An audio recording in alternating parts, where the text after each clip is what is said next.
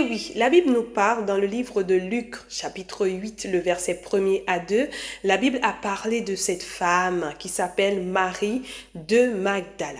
Alors, Marie était une femme qui était possédée. Elle avait 7 démons dans sa tête à travers de l'histoire que Luc a pu nous témoigner. Alors que cette femme, elle avait ces 7 démons dans sa tête, elle a rencontré Jésus. Mais savoir que cette femme, elle est issue de cette ville qui s'appelle Magdala. Cette ville, c'était une ville pécheresse. Il y avait le péché qui prenait l'ampleur et tout et tout. Donc, c'était pas une ville qui avait une bonne réputation. C'est une ville qui avait une mauvaise réputation. Donc, cette femme a grandi dans cet environnement, vous voyez. J'imagine que cette femme avait une façon de parler, une façon d'agir et une façon d'habiller. Vous voyez le style vestimentaire et autres. Cette femme avait cette façon d'être. Mais lorsqu'elle a rencontré Jésus-Christ, cette femme a trouvé sa libération. Christ l'a libérée. Christ a chassé des esprits mauvais qui étaient dans sa tête. Et la Bible a donné le nombre qui était 7. 7 démons dans sa tête. 7 qui est le chiffre de la perfection. Alléluia. Donc, elle a été libérée totalement. Et cette libération avait ouvert les yeux de cette femme et cette femme-là a décidé de suivre Jésus. Mais bien aimés, dans le début de cette histoire, cette femme n'était pas heureuse. Cette femme n'était pas bien. Quand quelqu'un a des esprits mauvais dans la tête, a des démons, ces démons ne laissent pas cette personne tranquille. Il lui fait faire des choses qui sont pas logiques, pas bien pour son corps. Et en même temps, il fatigue son esprit et il fatigue son âme. Parce que le diable ne vient pas dans la vie de quelqu'un pour lui rendre heureux. Le diable vient dans la vie de quelqu'un pour t'égorger, détruire et te dévorer.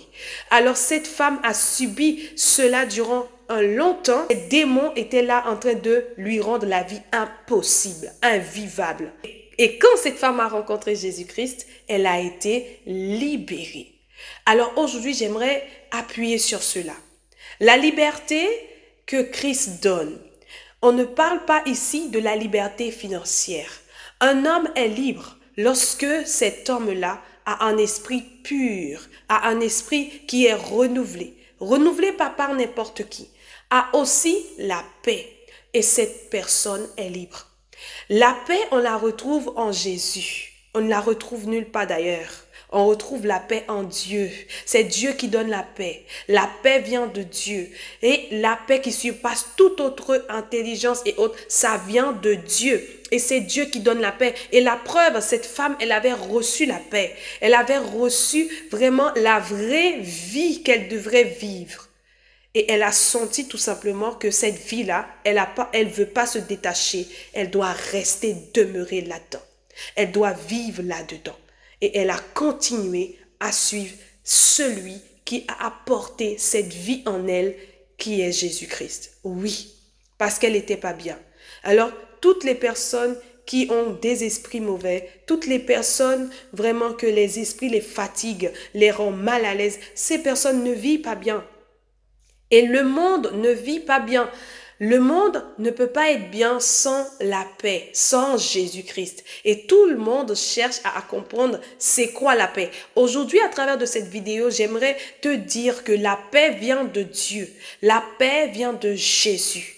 C'est lorsque ton esprit, ton âme est libérée, est libre, et cette paix règne en toi et va se référencier dans ta manière d'être, dans ton comportement, ta façon d'être. Le corps va pouvoir assimiler cette paix que tu ressens et c'est là qu'on parle de la libération. Tant que tu ne ressens pas cela, tu ne peux pas parler de la libération. Vous savez, dans le coaching, on parle des codes vestimentaires. Les codes vestimentaires reflètent qui tu es. Tout simplement, qualifier des gens par rapport à la façon de s'habiller par moment, la plupart des personnes, et par rapport à ta façon d'être.